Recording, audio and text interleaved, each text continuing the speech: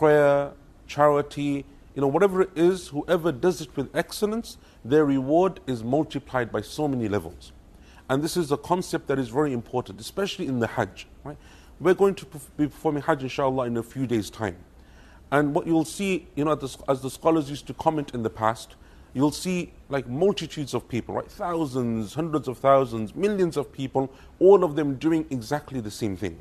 And what the scholars would say of the past is that the majority of these people are tourists. They're tourists. And very few of them are hujjaj. Very few of them are pilgrims.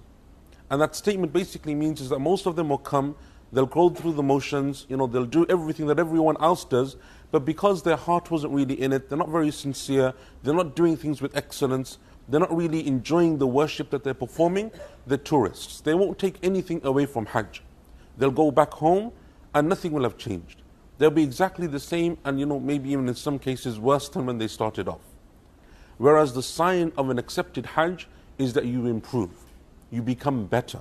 Right? And that's why if you look at Islam, the way that it's done, the whole religion, is that you're constantly moving from worship to worship.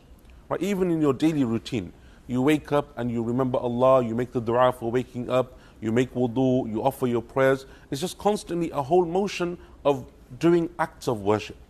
And that's exactly the same as Hajj. What we'll be doing is we'll be in Ihram, we'll be going to Mina, we'll go to Arafah, and in every place there's just different acts of worship to do.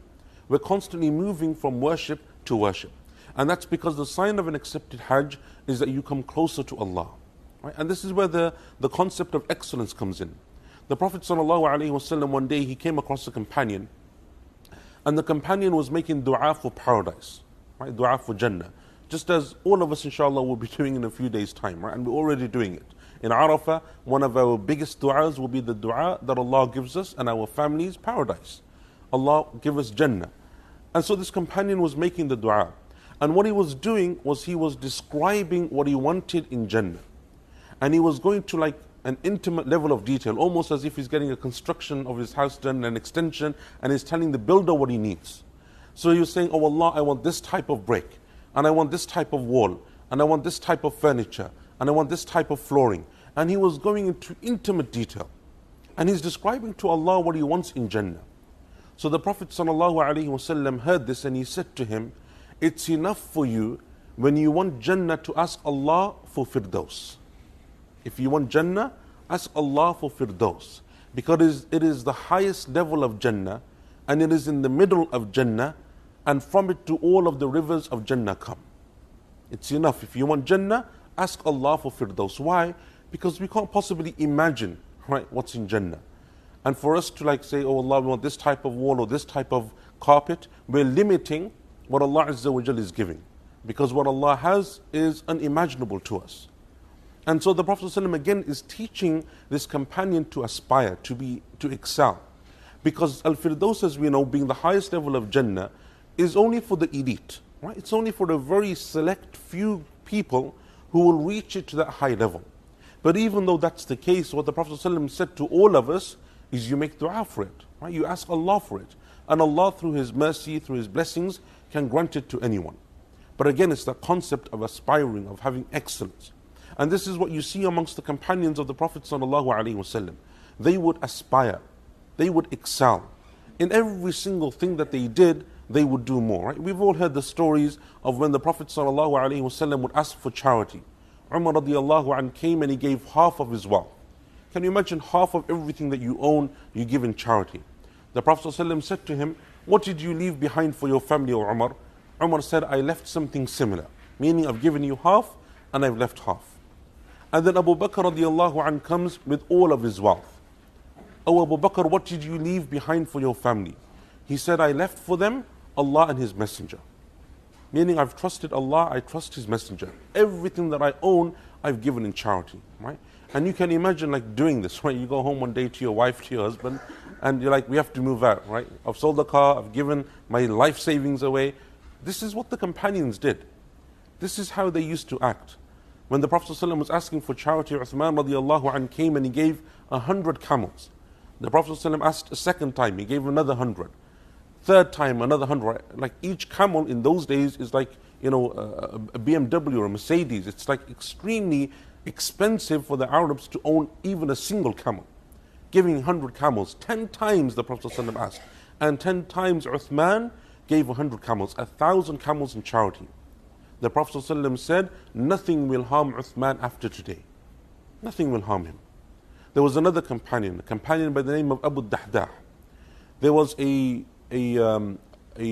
orphan, like some poor companions, some young boys, who had a garden, and next to their garden, there was another man who had a garden.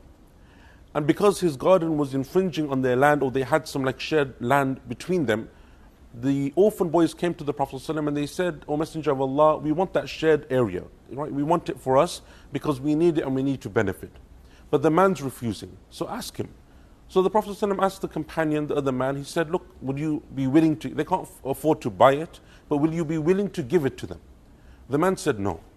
He said, it's my property, I don't want to give it. The Prophet ﷺ said, give it to them, and in return Allah will give you a garden in paradise. But the man refused. There was another companion by the name of Abu Dahdah who heard this, and he said, O Messenger of Allah, is this offer only for this man, or is it general? Meaning anyone can take the offer. You give these guys a farm, your garden, and Allah will give you one in paradise. The Prophet ﷺ said, it's for anyone. So he said, I will give it. I will swap my garden with this man's garden, and then I will give that garden to the orphan boys. Now Abu Dahdah had the best garden in Medina. The best farm in Medina belonged to this companion. So when he made the offer to this other man who's refusing to help the orphans, he like snatched it, right? He just grabbed it straight away and he said, okay, fine. And then Abu Dahdah, he gave it to the orphans. The Prophet ﷺ said to him, you will have a garden in paradise. He went home and he didn't even go into the garden, but outside of the garden he called to his family and he said, we have to leave. Right? We've basically been evicted. Right? We have to leave because I've just given this garden away to someone else. And so they left, and like he hasn't made any preparations. He doesn't have a second property, doesn't have like other land somewhere else that he can go to. He's evicted his family, all based upon a promise to the Prophet ﷺ. And that's what made these companions so amazing. Right? That's why Allah Azza wa Jal praises them in the Quran, because they were willing to excel. They were willing to go to a level that most of us wouldn't be able to do. Right? And that's why Abu Bakr radiallahu an. What's amazing about Abu Bakr is, I think we mentioned this in Medina, he was promised paradise so many times. But even though he was promised paradise so many times, he never stopped working and excelling. Never stopped doing more and more and more. So Abu Bakr radiallahu an became the Khalifa. He's the leader of the Muslims. He's got this empire that spans the Arabian Peninsula. But as soon as the Prophet ﷺ died, people thought that there was weakness amongst the Muslims, right? They've lost their leader, they've lost their prophet. Now's the time to attack. So the Romans attacked the Muslim lands, the Persians attacked the Muslim lands. There are Arab tribes who apostate and they start to attack the Muslims. There's people who refuse to pay zakah. And no one knows how to lead the Muslims because it's only been a few weeks since the Prophet ﷺ died. Umar radiallahu anh says that I came one morning to the masjid in Medina, and Abu Bakr radiallahu anh led the prayer for Fajr. And after Fajr I saw Abu Bakr leave, but he didn't take the road that takes him home, he took a different road. Now in those days, as we've said, Medina was small, you didn't have street lights, people didn't go out in the dark. After Fajr you went home and you got ready for the day of work. So where's Abu Bakr going so early in the morning? He has 101 issues to deal with, and he's going somewhere alone without telling anyone. So Umar radiallahu anh decides to follow him, see where he's going, what he's doing. So he says that Abu Bakr went to the suburbs of Medina, to the outskirts of Medina, and there was a house made of mud, and he went into the house and he spent some time there, and then he left and he went back home. So Umar radiallahu anh is intrigued, right? He's amazed, what's Abu Bakr doing so early in this random house on the outskirts of Medina, never been there before, don't know who lives there, who's in there, what's going on. So after Abu Bakr leaves, he goes and he knocks on the door. And he enters and he finds an elderly blind woman, old blind woman. So he says to her, who are you?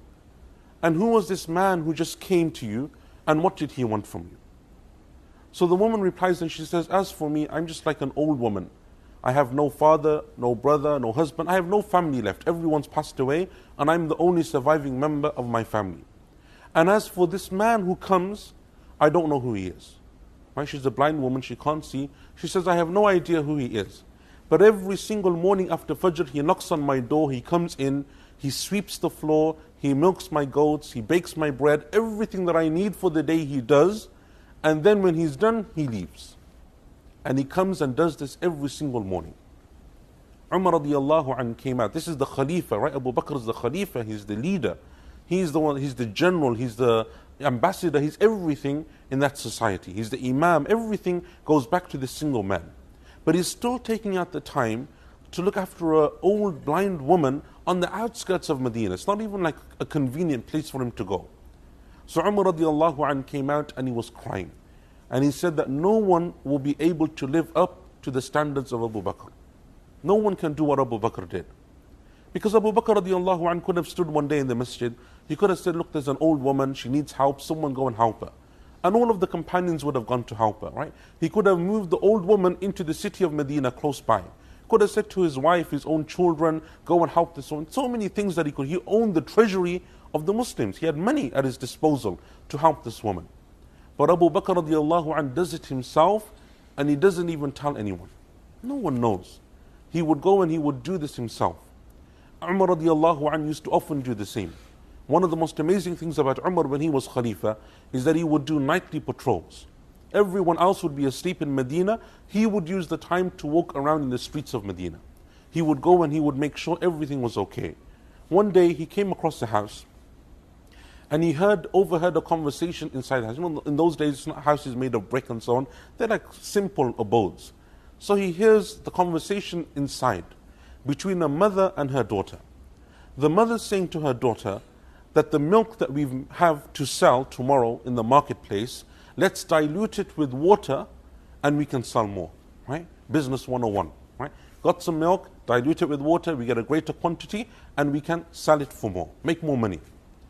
The daughter replies and she says, oh my mother, the Khalifa Umar, he forbade this, right? This is cheating people, it's deceiving people. It's not allowed in Islam.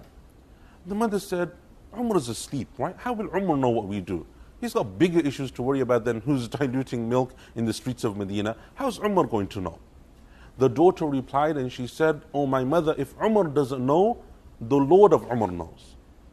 Even if Umar doesn't know, Allah knows, his Lord knows.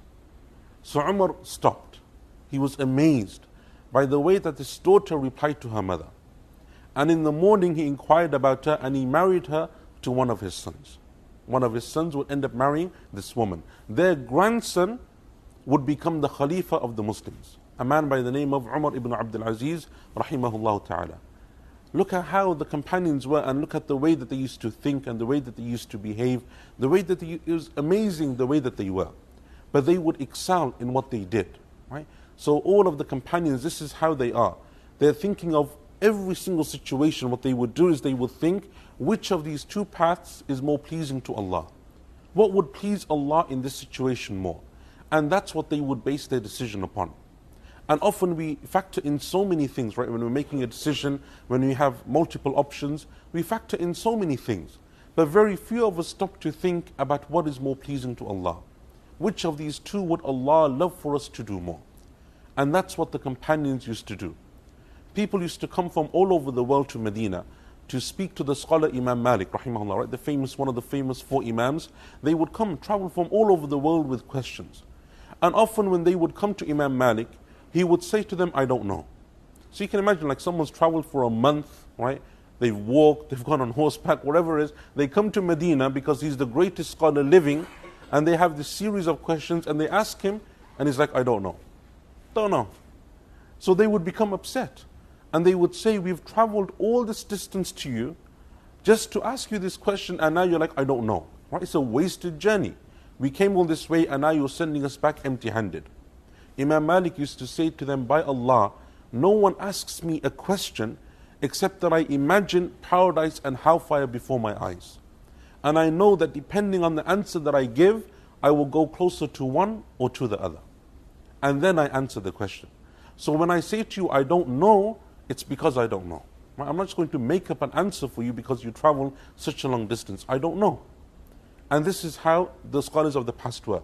Imam al-Bukhari, rahimahullah, the famous scholar of hadith, right? Sahih al-Bukhari, he wrote what is considered to be the most authentic compilation of hadith.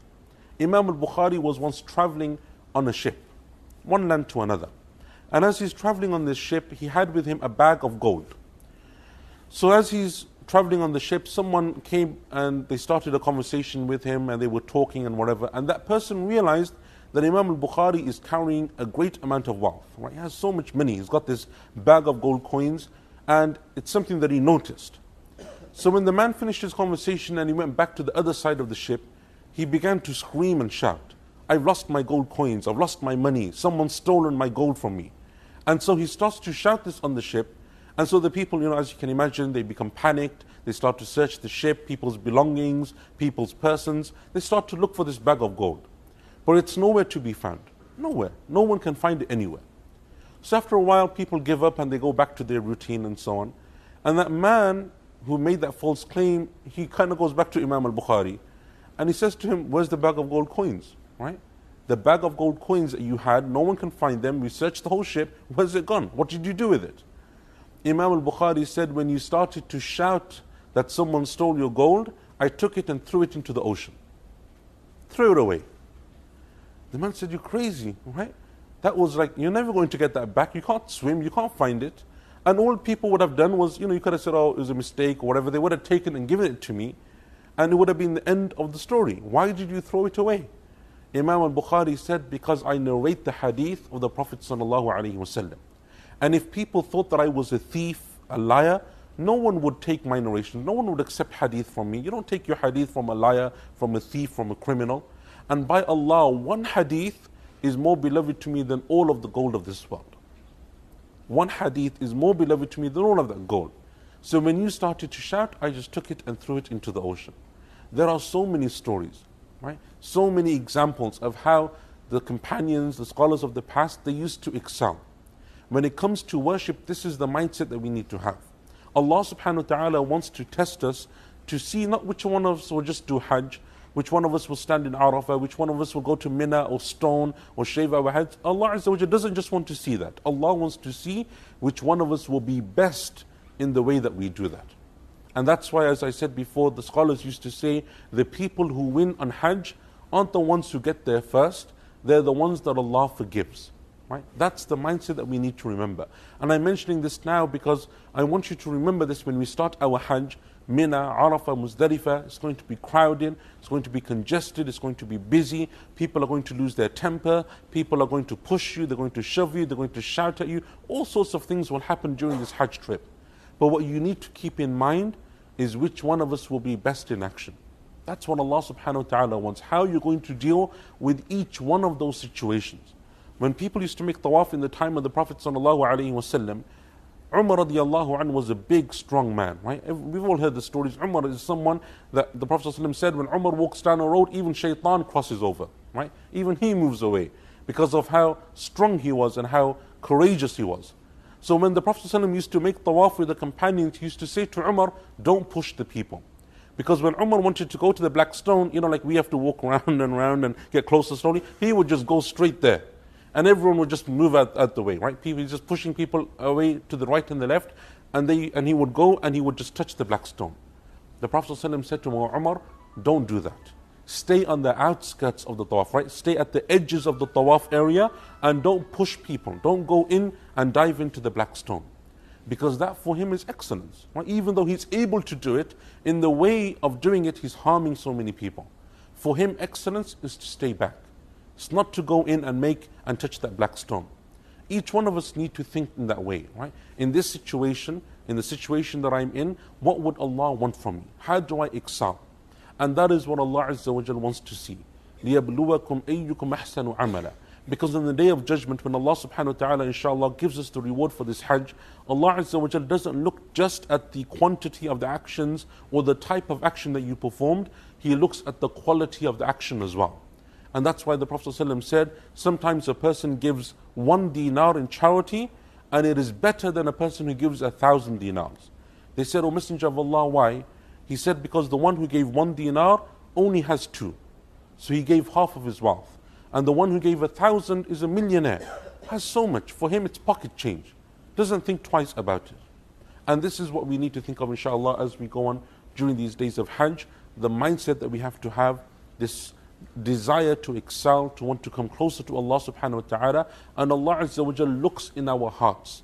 Allah will look at our intention, our desire, what it is that we want to achieve. And inshallah, if we have the right intention, we're there with the right purpose, the right frame of mind, Allah subhanahu wa ta'ala will bless our Hajj, and inshallah He will accept our Hajj from us as well. Jazakumullah khairan wa sallallahu ala nabiyyina Muhammad wa ala alihi wa sahbihi ajma'in.